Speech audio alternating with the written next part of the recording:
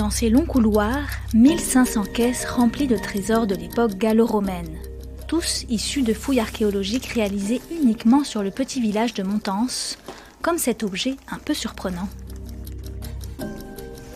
Donc ça, c'est un biberon en céramique qui date de l'époque gallo-romaine. On est à peu près vers le 1er, 2e siècle après Jésus-Christ, donc un biberon d'enfant. Montense était le centre de production de céramique le plus important de toute la région sud-ouest pendant l'Antiquité, grâce à sa position stratégique. On est sur un site défensif, en hauteur, sur un éperon qui est naturellement défensif. Et puis, petit à petit, il va devenir un centre de production de céramique, notamment à l'époque romaine, parce qu'il a des débouchés commerciaux importants sur le Tarn, la Garonne, l'océan Atlantique.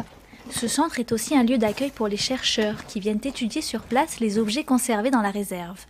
C'est le cas de Raphaël Algou qui est en train d'analyser de la céramique gauloise.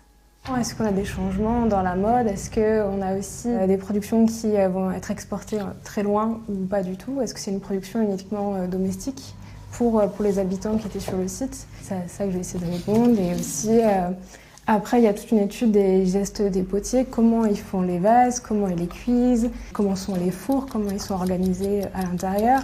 Ce qui est certain, c'est que pendant l'Antiquité, la céramique de Montense a été exportée sur toute la façade atlantique, de l'Angleterre à l'Espagne.